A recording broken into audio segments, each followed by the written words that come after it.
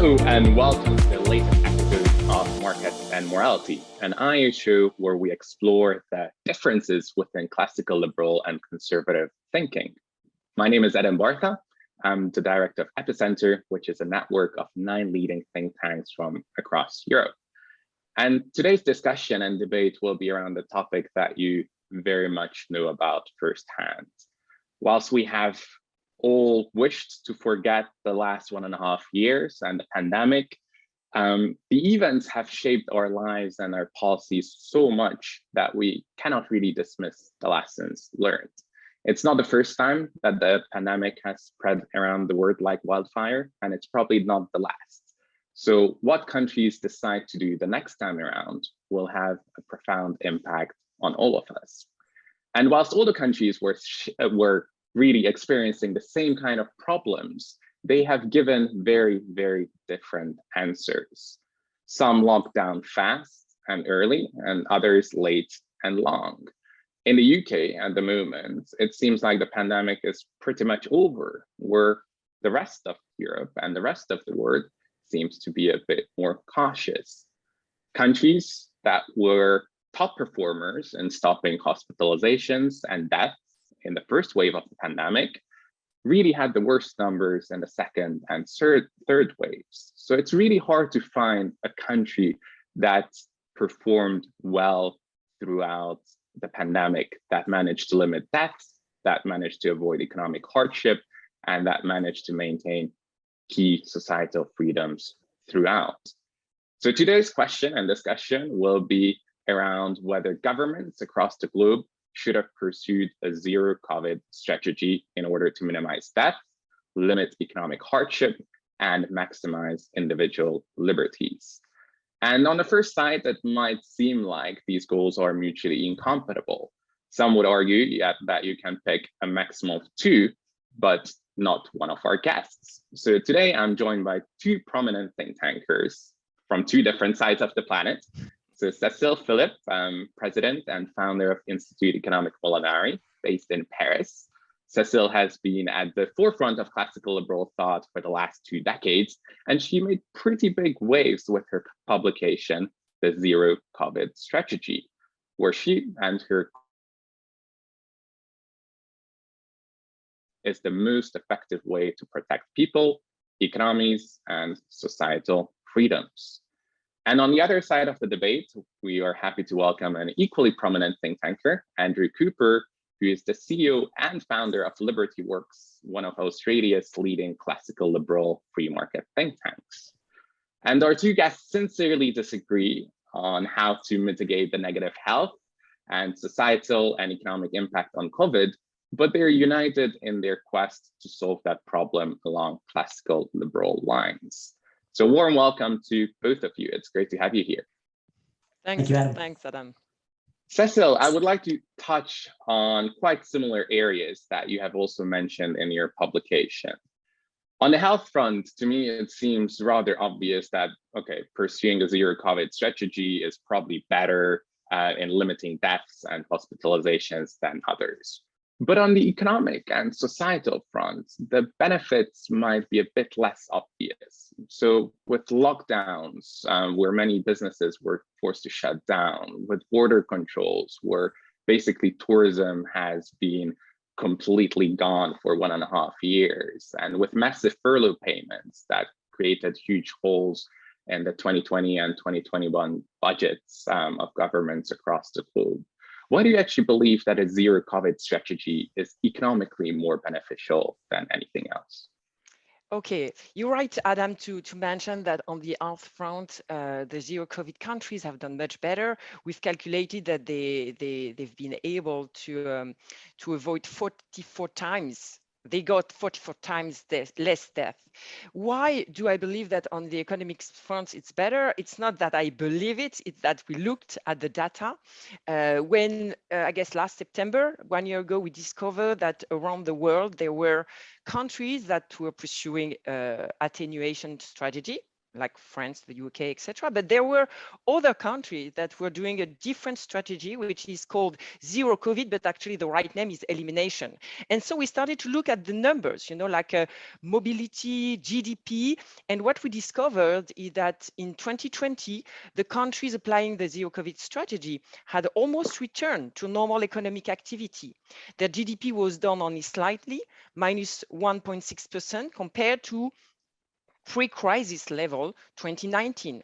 And meanwhile, the decline in GDP was greater, much greater, minus 5% in G10 countries. Actually, we looked at the G10 countries and countries that had not eradicated the virus. And when we look at 2021, it was even better. So that the strategy was cost effective because it had lasting positive effects. In the second quarter of 2021, the GDP of Australia, New Zealand, and South Korea, the three countries we compared ourselves because we are kind of comparable, with same a bit same mentality and philosophy, and we are both liberal democracies. I mean, they grew compared to the fourth quarter of 2019. They had a plus 1.7%, and but the G10 countries, I mean, had not recovered their pre-crisis quarterly GDP levels. I mean, you really need to realize. And I stop there. You need to realize that in the zero COVID countries, they've been able to grow in comparison with their pre-crisis level. In the UK, GDP is back 2014. In France, our GDP is back 2017. So it's because we looked at the data that we came to this realization that there was something going on there, like that they had something that we did not have, and that we should be curious about what was going on there. Oh, Andrew, you live in one of these countries that actually pursued a zero COVID policy. So whilst your family is statistically less likely to be impacted by COVID than Cecile's or mine, you're still unable to travel, you're still experiencing some regional lockdowns, and politicians are keeping many restrictions in place. So Cecile mentioned about the economic benefits of pursuing a zero COVID strategy. But in short, is this actually worth it? Is it worth it? For me, absolutely no, it's not. But I'll start by saying that what we're talking about here is there's no good solutions, right? It's a choice between something that's bad and then something that's worse. So these are difficult discussions, but is it worth it? No, it's not. We've seen the rise of totalitarian solutions as laws designed to keep people safe have been used to turn millions of people basically into potential criminals.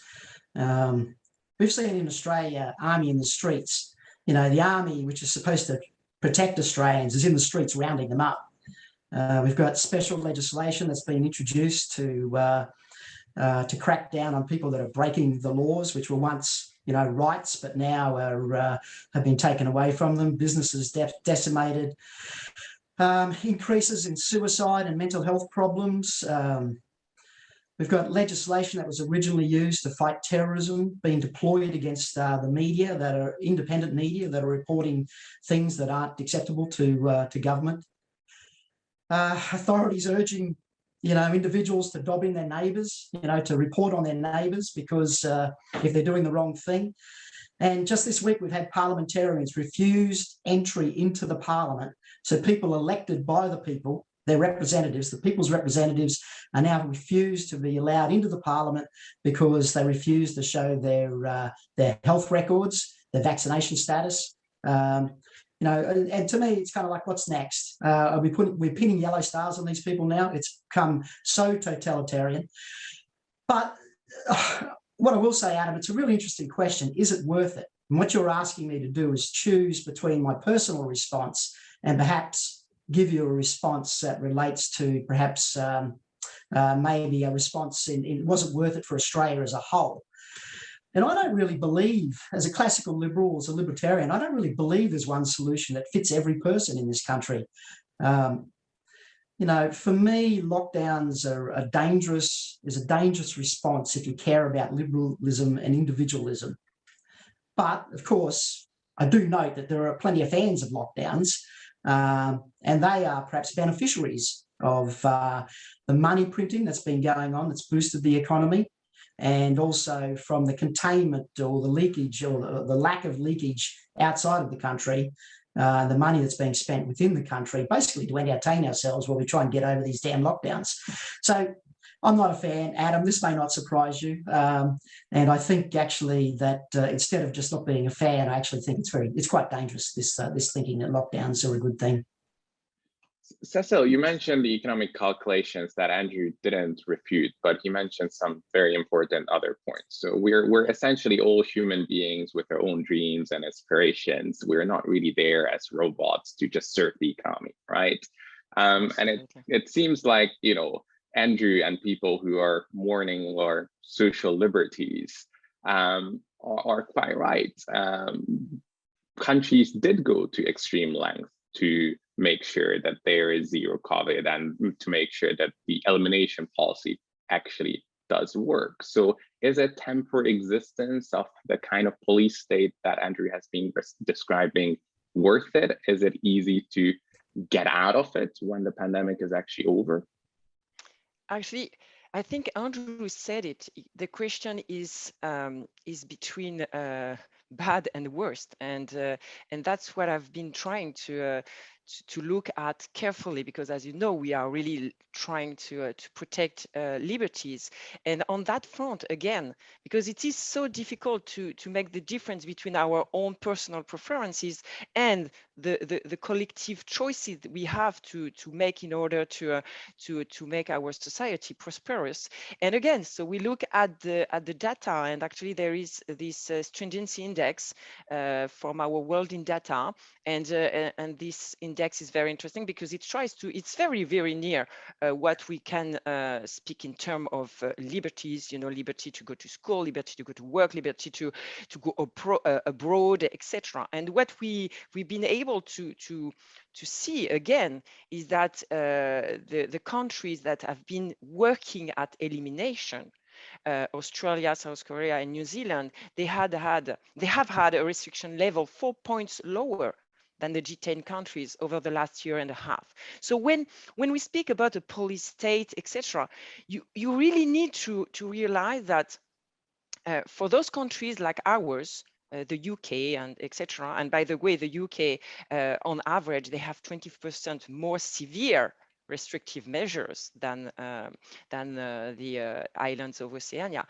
You know, the point is, what happened at the beginning of the crisis is that our countries, France, UK, etc., they tried to avoid any strong measures in the name of protecting liberties, and we ended up abandoning all of them in a hurry, with death, GDP loss, and liberties lost, but completely abandoned. So yes, it is horrifying that we have police states, etc. But you really need to realize that in France, we had to print out authorization to go out. I mean, we all had all kinds of amazing new restriction that were really hampering our liberties. And again, what I'm looking for is to try to find the best way to protect those liberties, because what happened, at least in some zero COVID countries, is that they were able to reopen bubble travel. They've been their restaurants and cafes have been open when ours have been completely closed for more than 10 months, etc. I mean, that's why it's interesting to look at the data, because we all have experienced terrible loss of liberties. And the thing is, how do we make it the least bad? You know, because again, we are fighting against a virus that is completely that is dangerous, and that we have to do something about it. But maybe European countries were pursuing the worst of both worlds, if you like. They were locking down late, and then harsh, and then long. Exactly. So and we are my question is whether, yes, my question is though, whether something else would have been possible. So you say that elimination strategy, zero COVID strategy, is one way to deal with it.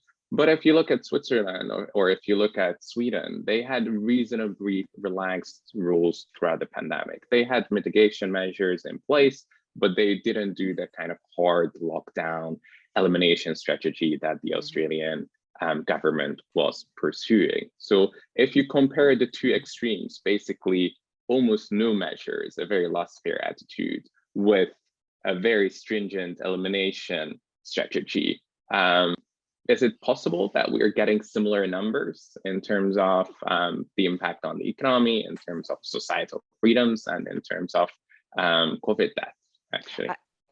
To answer your question, I would say that Sweden and Switzerland, they did good on some fronts, but not on all of them. And that's what is amazing with the elimination strategy. It's that they've been able to do better on health, economy, and liberties. Switzerland has been doing okay on the economic front, but they've got a lot of death. I don't have the number right now in mind as far as liberties are concerned. Sweden, it's a very interesting case because even though government imposed restrictions have been very, very light, it happened that we were able to see that mobility was quite decreased, you know, in 2020 by people deciding to cut back on social life in the face of fast spreading virus. So it is also individual action still matters. Yeah, people were doing it. It's exactly like South Korea.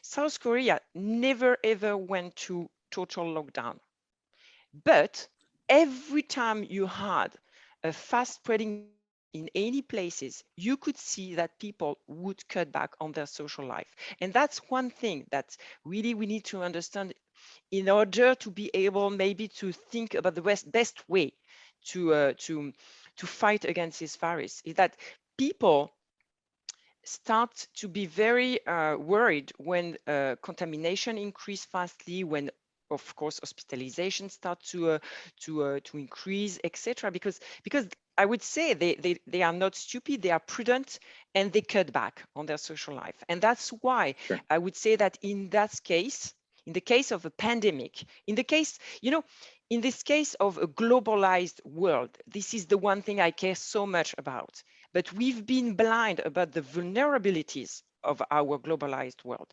And when you have an epidemic that can become a pandemic, you really need to think through how we make it, as Nassim Taleb would say, anti-fragile to pandemics, because otherwise we are going to get one pandemic after the other. And not sure this one is we are done with this one yet, but I would say that this pandemic has to teach us how we are going to deal in a globalized world if we want to save globalization and not having, you know, yo-yoing all the time, because that's what happened. We are yo-yoing. Andrew, how do we make it anti-fragile, Andrew? Is it just based on individual actions and you know, the government should get out of the way and people are responsible enough by themselves to notice if there is a problem coming our way? I think Cecile's making a very good case for the no lockdown position. She's saying that individuals will protect themselves in the times of pandemic. I left London, Adam, on the 10th of March last year. Going through Heathrow, I was the only person going through security. I've got this great selfie of me and acres of security gates, and I'm the only person there. And what that told me, there were no mandates, the flights were still flying. What that told me is people knew to take cover, to stay home, to protect themselves. There was no need for government action. There was no need for governments to lock down people that have done nothing wrong. And this is the missing part of this argument. It's one thing to say, okay, if you have COVID, you shouldn't be out there in the populace spreading COVID. It's another thing to say that millions of people are locked in their homes and they've done nothing wrong. And to tell them, to give them home detention for something that they have not done anything that can harm anyone else, to me, is just the greatest impingement on liberty, and something that should be resisted at every moment. Yeah. Now, you know, what we should do, in my opinion, is we should do what Sweden essentially did. the Swedes did not really have a lockdown. They had some minor pullbacks of some restrictions in terms of large crowd gatherings, but the government acted as an information source. And the government gave the people the information, and they pulled themselves, into their homes. They locked themselves down, if you like.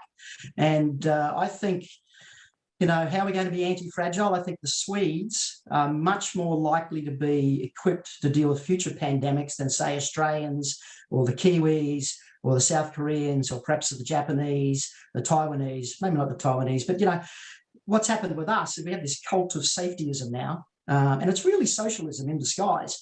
Basically, right now, Australia's turned from a very robust liberal democracy into a populace where half the population is basically looking to government to save them. And the government is telling them, we will keep you safe.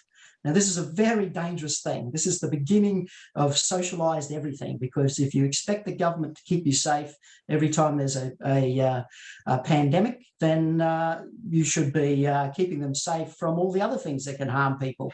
We should be banning activities that kill people. We should be restricting access to alcohol because it kills 30,000 Australians a year. When there's a bad flu, which kills, up to 5,000 people a year, we should be taking action to make sure that doesn't get out into the population again. It's a thin edge of the wedge, and I don't think the way that we've dealt with it increases our robustness. It actually reduces it, and I think that there's something that's died within the soul of your average Australian at the moment. I hope it does return. I hope this sort of pioneering spirit, this self-reliance, this feeling of individualism and being in control of your destiny, I hope that does return. But right now, it feels it's a very flat society at the moment. Cecile, quick response. Okay, just a few things. I think that where we disagree is that, yes, I believe that in such pandemics, we need the governments to be strategic about what we are doing. Why? Because I don't think that in this situation, the aggressor is the government, but I think it is the virus that is there. We are aggressed by an external virus. This is a fight that our Western countries have tried to win for the last 100 years. And actually, it's as if in our countries, we are completely giving up on the fact that we can win this battle. So I'm very worried about the Western civilization. That's my first point. My second point is we should not romanticize Sweden. I was horrified by the fact that in Sweden, as a parent, I would have been obliged to send my kids to school. I did not have the choice not to send them, even though I might be fragile or whatever, because I would have the security, social workers coming to my house and looking at what I was doing, why I would not send my kids, and they could not wear a mask. Because that's another thing, is that people have not been very tolerant to people taking individual protections, by themselves. Like we are speaking about individual liberties, etc. I can tell you right now in France, it's not very much tolerated to wear a mask or whatever protection you would like to have. So again, if we think that the aggressor is the government, sure, a lot of our liberties have been infringed. But again, the thing is, what is the best strategy to minimize all these costs? And if we let the virus run, I will be very afraid about the future of our society and all the things we are giving up as far as Westerners, thinking that we can conquest nature, that we can create a safe environment in which we can have secure social interaction, because right now this is what we have lost, and that's what we have to regain. Cecile, Andrew, thank you so much for your contributions. I've thoroughly enjoyed the debate, and I've heard many convincing arguments actually on both sides. But I'm actually not the ultimate arbitrator of truth, because it's you, dear audience. So if you have enjoyed the debate, I hope you will participate in our IA poll to determine which side of the argument you have found more convincing. And in order to do that, please make sure to follow IA London on Twitter and subscribe to our YouTube account as well if you're interested in our upcoming episodes. And a special thanks to our donors, without whom this would not have been possible. And if you do wish to become one of our donors, please do check out the IA Patreon account, where you can support us with a $5 a month to receive some exclusive content and behind the scenes discussions. Cecile, Andrew, thank you so much for joining us. I hope that we see each other very soon again. Thank you, Cecile. Thank you, Adam. Thank you, Andrew. Thank you, Adam. Bye. Well, if you enjoyed that conversation, why not watch one of these other videos? And while you're here, remember to hit the subscribe button and the notification bell. That way, you'll never miss out on a single IEA broadcast.